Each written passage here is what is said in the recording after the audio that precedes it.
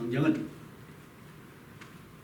이 땅에 사는 성도의 삶을 가리켜 나그네 인생이라 그렇게 말씀하고 있습니다. 그것이 무엇을 의미합니까? 나그네는 스쳐 지나가는 사람입니다. 목적지가 따로 있습니다. 우리 성도가 이 땅이 영원히 거할 처소가 아니라는 말입니다. 우리가 이 땅을 떠날 때는 모든 것을 다 두고 떠나가야 합니다. 그래서 성도는 세상 사람들이 추구하는 것에 미련을 두면 안 됩니다. 아무리 욕심나도 포기할 줄 알아야 됩니다. 물질, 명예, 권력 이런 것들이 부질없다는 것입니다. 그것을 쫓아가는 삶은 하나님이 기뻐하는 삶이 아닙니다. 여러분, 세상에 내 것이라고 하는 것은 아무것도 없습니다. 지금은 모릅니다. 그러나 주님 앞에 서게 되는 날 분명히 알게 됩니다. 생명의 주인이 하나님이시오. 심판자는 오직 하나님밖에 안 계십니다. 구속주는 우리 주 예수 그리스도. 우리는 이 땅에서 그런 모든 것들을 배우면서 그 나라에 합당한 나라의 백성 되기 위해서 훈련받는 것입니다. 오늘 우리가 드린 예배 형식적으로 드리는 예배가 아닙니다. 마음을 다하고 뜻을 다하고 성품을 다해 드리는 것입니다. 내 인격 자체를 드리는 것입니다. 그렇지 아니할 때는 하나님이 받지를 않으십니다. 하나님께서 이스라엘 백성을 출애굽시키시고 난 후에 이 땅인 나그네 인생을 깨닫게 하기 위해서 광야로 인도하셨습니다. 무려 40년 동안 하나님의 은혜만을 전적으로 의지하고자 하는 백성으로 세우기 위해서 그런 기간을 주셨습니다. 그런 과정을 통해서 이스라엘 백성들은 하나님께서 하시고자 하는 일에 쓰임을 받는 것입니다. 하지만 이스라엘 백성들은 그 길을 걷게 하신 하나님께 원망과 불평으로 일관하였습니다. 물론 그 길이 쉬운 길이 아닙니다. 말할 수 없는 고난이 있습니다.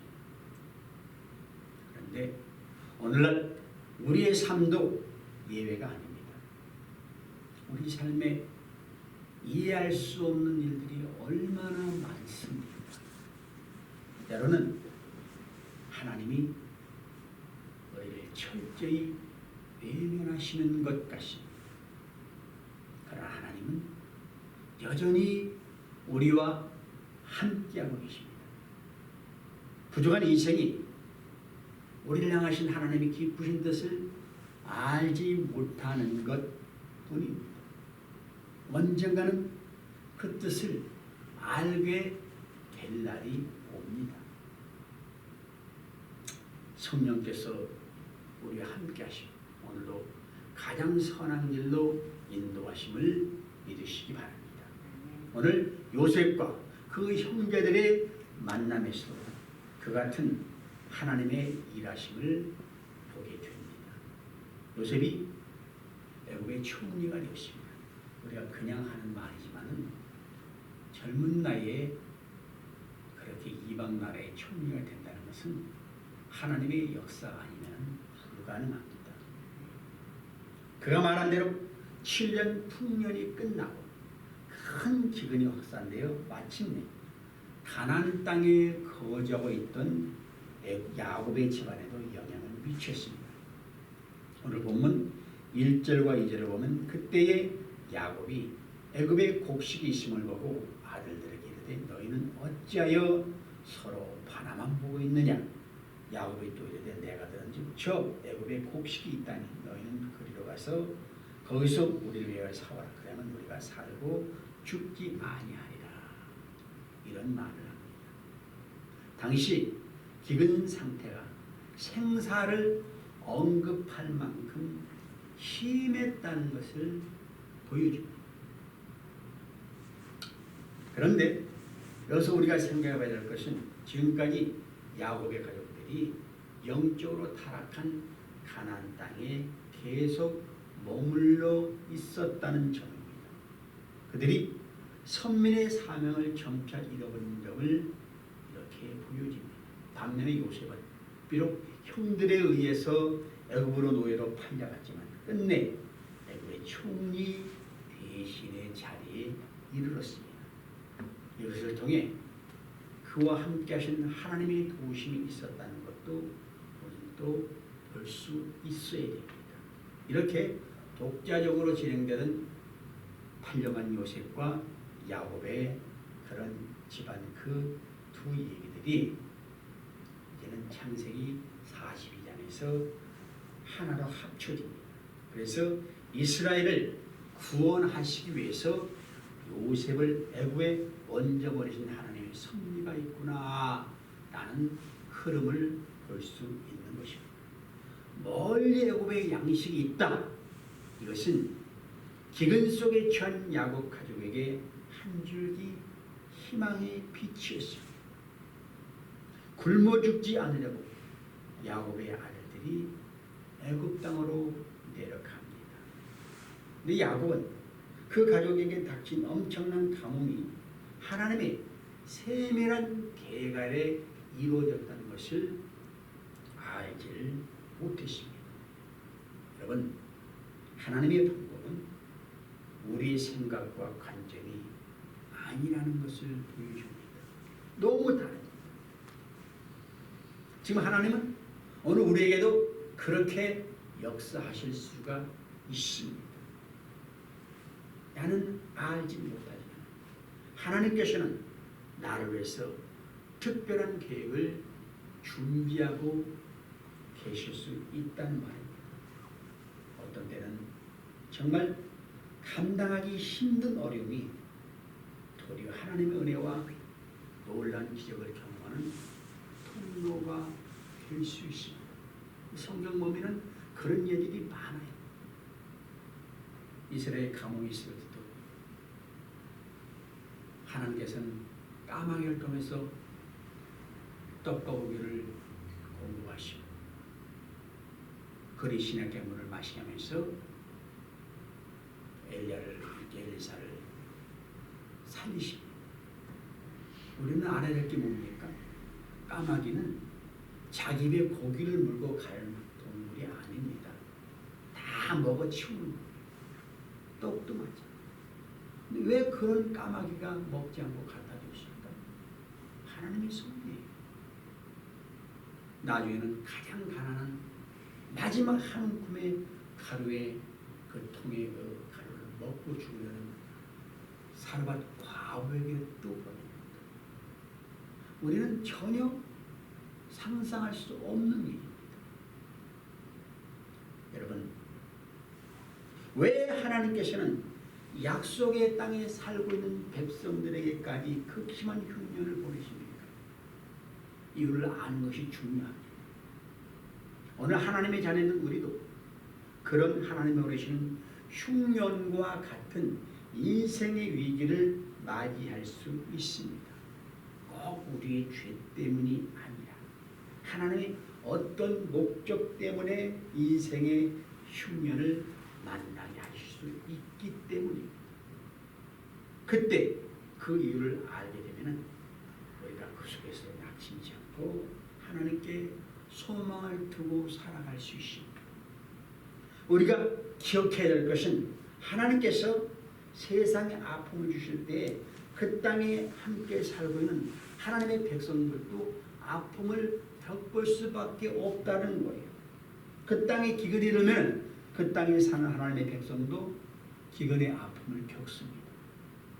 성경은 마지막 때 이 땅의 모든 사람들에게 엄청난 시련과 혼란이 있을 것을 여러 번 경고하셨습니다. 그때 세상 사람들과 함께 이 땅에 있는 하나님의 백성도 고통과 시련을 당하게 될 것입니다. 그러나 그런 경우라도 그 안에 하나님의 뜻이 담겨 있습니다.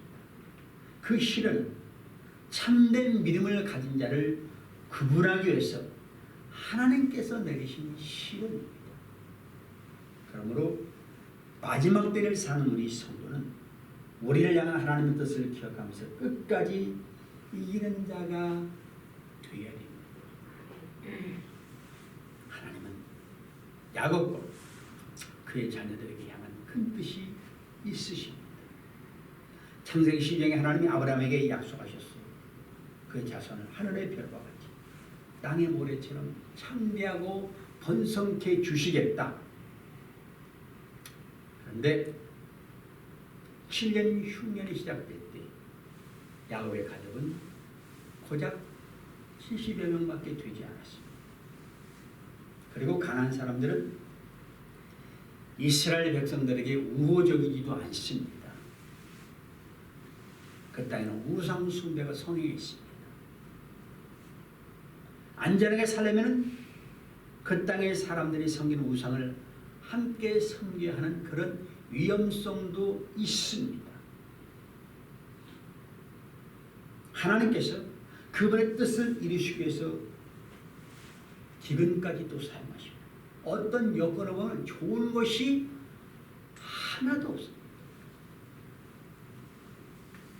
당시 70여 명밖에 되지 않는 이스라엘 백성들을 하루의 물결처럼 바닷가의 모리알처럼 번성시킬 수 있는 곳으로 비옥한 애굽 땅이 적합했습니다. 뿐만 아니라 애굽인들은 목축업을 천한 것으로 여겨서 야곱의 후손들이 그곳에 가서 살더라도 애굽 사람들과 섞이지 아니하고 히브리 민족과 신앙의 순성을 지키며 또 살 수도 있었습니다. 만약에 그 땅에 기근이 없었더라면 야곱의 가족들은 애굽으로 이사할 생각도 하지를 않았을 것입니다. 그래서 하나님은 그들이 살고 있는 가나안 땅까지 흉년에 들어서 곡식을 사기 위해 애굽으로 내려가도록 만드셨다. 여러분, 하나님은 때로는 견디기 힘든 역경을 통해 우리를 인도하십니다. 세상이 좋사오며 그리고 아니라는 생각에 우리가 움직이지 않으려 하면 강권적으로도 또 움직이게 하십니다.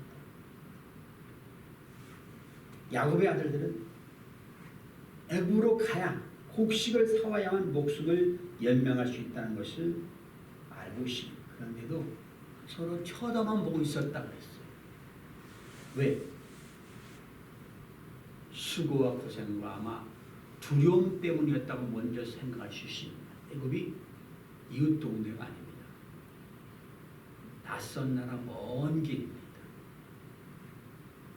두려움이 존재하는 땅입니다. 그것을 다녀오려면 수고를 아끼지 아니해야 됩니다. 근데 또 그런 것보다도 더 큰 이유는 내가 곡식을 사와서 가족의 생명을 갖다가 연명시켜야 되겠다는 희생정신이 없습니다. 그들은 자기의 유익을 위해서는 머리 회전이 빠르고 행동이 빠르지만 형제와 가족을 살리고 민족의 초성을 놓는 영적 일에는 무감각하다는 것을 또 절실하게 보여줍니다. 야곱이 재촉해서 애굽으로 곡식을 사러 가게 만듭니다. 할 수 없이 애굽으로 갔는데 이것이 하나님의 뜻과 계획 속으로 들어가게 하는 곳이다. 참 이것은 우리가 상상할 수가 없습니다. 하나님은 왜 야곱과 그의 자녀에게 흉년이라는 고통을 통해서 너울로 가게 하실까? 그게 아니라면 안 가요. 흉년으로서 먹을 것이 없어져 가는데도 그저 바라만 보고 있다. 여신이 불려지죠. 여러분, 하나님은 택한 백성들이 말씀의 순종에 그 헌신할 자세가 되어 있지 않으면 우리에게 큰 고통으로 깨닫게 하시면서 그 속으로 들어가게 만드십니다. 난 내 개인의 인생으로 봐서 내가 아무런 일 없이 그렇게 살았다면 내가 지금 같은 신앙을 가졌을까? 목사가 되었을까? 나하고는 전혀 상관이 없는 일입니다. 그 고통을 겪을 때 내가 이렇게 살아온 이 땅에 왜 태어났어? 차라리 죽었으면 좋지. 정말 그런 생각을 많이 했습니다. 그런데 하나님은 그분의 뜻이 계셨습니다. 인생의 고난이 꼭 나쁜 것은 아닙니다. 하나님의 뜻을 이루는 쓰시는 오구가 되게는 복된 길이 또 됩니다. 3절 4절 보면 요셉의 형들이 10인이 애굽의 곡성사로 내려갔으나 야곱이 요셉의 아우 베냐민을 그 형들과 함께 보내지 아니하시니 이는 그의 말이 재난이 그에게 미칠까 두려워함이었더라. 곡식사로 애굽으로 보냈는데 막내인 베냐민은 안 보냅니다. 이유가 재난이 그에게 미칠까 두렵다. 이것은 과거에 요셉을 잃어버린 슬픈 경험이 있습니다. 베냐민도 잃어버릴 것을 염려했습니다. 근데 그 말을 들은 10명의 아들들은 무엇을 생각했을까요? 자기들은 압니다. 과거에 요셉을 팔아먹었거든요. 저지른 과거. 이것이 죄라는 것을 알아요. 우리는 그 야곱의 결정을 통해서 하나님이 야곱의 아들들을 애굽으로 보내려 하는 그 뜻을 배우게 됩니다. 비록 요셉을 팔아먹은 악한 자지만은 그들을 변화시키고 새로운 인생을 출발하게 하시려는 하나님의 뜻이 있습니다. 참 이상하죠. 한 사람의 생각 속에 하나님의 뜻이 담겨서 그 일을 이룬다. 이게 참 오묘합니다. 야곱의 아들들이 언약의 백성입니다. 장차 이스라엘 민족의 12지파를 만드는 기초석이 될 사람입니다. 근데 그들의 인품 보면 그러한 자격이 조금도 없는 사람입니다. 없어요. 그들은 너무 많은 허물이 있습니다. 자기 동생을 종으로 파는데 함께 했던 자들. 그럼에도 자신들의 수많은 허물과 오점에 대해서는 무감각이십니다. 어떻게 그럴 수 있지? 그게 우리 인간입니다. 그들 자체로는 12지파의 기원이 될 자격은 하나도 없습니다. 또 그런 일을 서슴지 않고 행했던 자들을 그대로 둔다면 하나님은 공의의 하나님이 아니십니다. 그래서 그들에게 과거의 죄를 씻고 새 출발할 수 있는 기회를 주시는 것입니다. 이것이 자기 백성을 사랑하시는 하나님의 방법입니다. 전 방법이 하나님의 방법이 아니라는 것이죠. 과거의 죄를 깨닫고 그들이 팔았던 그 요셉 앞에서 자기 죄를 고백하고 용서받게 하신 것. 지금도 그 하나님이 각 사람에게 어떻게 역사하시는지 우리는 모릅니다. 그래서 요셉의 형제들은 3번에 걸쳐서 요셉을 만나면서 자기 죄를 기억했고 마침내 요셉으로부터 이제 용서를 받습니다. 이 문제는 그들 스스로는 자기 죄를 깨닫지 못한다는 거예요. 전혀 모릅니다. 그래서 하나님은 흉년을 통해서 어쩔 수 없이 가장 안 될 방법을 통해서 그들의 죄를 깨닫고 뉘우치게 하십니다. 여러분, 우리 하나님은 지금도 우리 스스로의 힘으로는 자신의 허물과 죄를 볼 수 없다는 것을 아십니다. 그래서 흉년 같은 상황을 통해서 내 참모습을 고기하시고 허물을 덮어주시고 새롭게 출발하게 해주십니다. 제가 이 말씀을 주면서 내가 지금 깨닫지 못한 허물은 무엇인가 생각했습니다. 생각나는 것도 있고 몇 가지 되지도 않아요.